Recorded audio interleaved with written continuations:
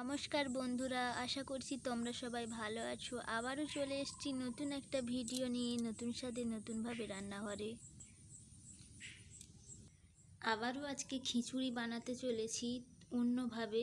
তার আগেই সবজিগুলো কুটে নেই, তারপরে আসছি। আজকে অন্যরকমভাবে খিচুড়িটা বানাবো, খেতে খুবই সুস্বাদু হবে। সকাল থেকে খুব বৃষ্টি হচ্ছিল, তাই মনে হলো আজকে একটু খিচুড়ি বানিয়ে ফেলি। তো দেখতে থাকুন, এই সবজিগুলো কুটে আসছি। প্রথমে আমি বরবটিটা ভেজে নিচ্ছি। কড়াইতে তেল গরম হয়ে গেছে, কুটে রাখা বরবটিটা আমি ভেজে নেব। অল্প পরিমাণে লবণ। বরবটিটা আমার ভাজা হয়ে গেছে, এবার তুলে নেব। কুটে রাখা ফুলকপিটা ভেজে নেব, এতে আমি নুন হলুদ মাখিয়ে রেখেছি।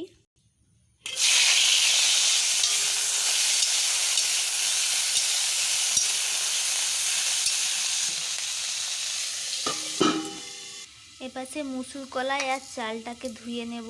সেপাশে আমি হাঁড়িতে জল গরম করতে চাপিয়েছি, এটা ধুয়ে হাঁড়িয়ে তুলে দেব। এপাশে আমার ফুলকপিটা ভাজা হয়ে গেছে, এটা আমি এবার তুলে নেব। কুটে রাখা আলুটা আমি ভেজে নেব। লবণ, এর সাথে আমি গাজরটাও দিয়ে দেব। ঢাকা দিয়ে দিচ্ছি 2 মিনিট মতো। এপাশে আমার চাল আর কলাইটা ধোয়া হয়ে গেছে, এটা আমি হাঁড়িতে তুলে দিচ্ছি।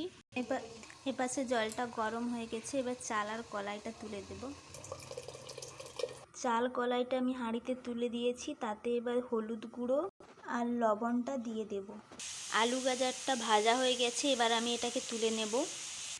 সয়াবিনটাকে ছোট ছোট পিস করে কুচিয়ে নিয়েছি, এটাকে এবার তেলে ভেজে নেব। স্বাদ মতন লবণ দিয়ে দিচ্ছি। সয়াবিনটা ভাজা হয়ে গেছে, এটাকে আমি এবার তুলে নেব।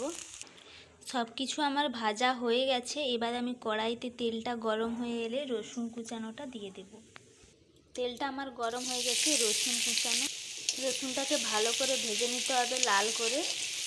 রসুনটা আমার ভাজা হয়ে গেছে, ওতে আমি এবার পেঁয়াজ কুচিটা দিয়ে দেব।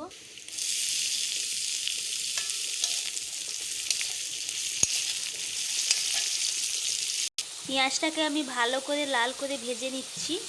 পেঁয়াজটা ভালো করে ভেজে নিয়েছি, এবার আদা বাটাটা দিয়ে দেব। হলুদ গুঁড়ো, 2 কাঁচা লঙ্কা, এটাকে এবার ভালো করে কষিয়ে নিতে হবে।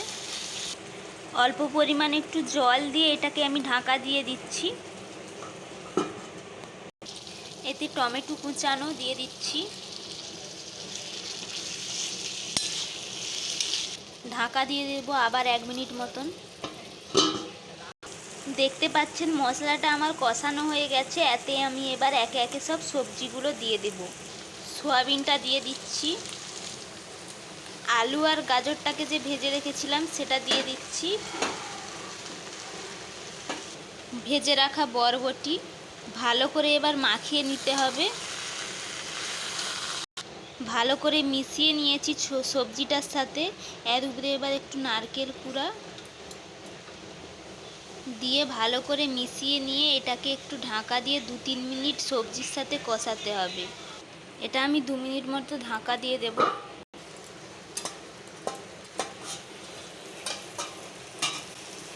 এটাকে মাঝে মাঝে এরকম খুলে নাড়তে হবে।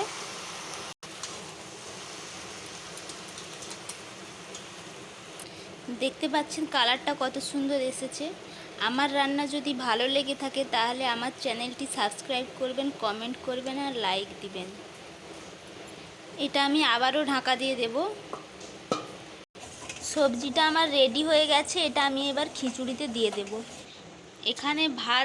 এখানে চাল আর কলাইটা যে দিয়েছিলাম খুব সুন্দর করে ফুটে গিয়েছে, দেখতে পাচ্ছেন। এবার সমস্ত সবজিগুলো একে একে দিয়ে দেব।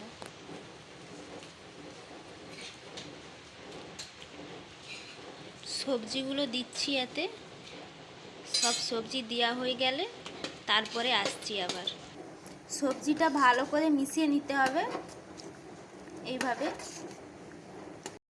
ফুলকপিটা ছিল, ফুলকপিটা শেষে দিয়ে দিলাম, কারণ বেশি ভাজা হয়ে গিয়েছিল, তাই প্রথমে দিলে ওটা ঘাঁটা হয়ে যেত। এবার শেষে নামানোর শেষে জিরা গুঁড়া আর ঘি ছড়িয়ে নামিয়ে নিলেই হয়ে যাবে।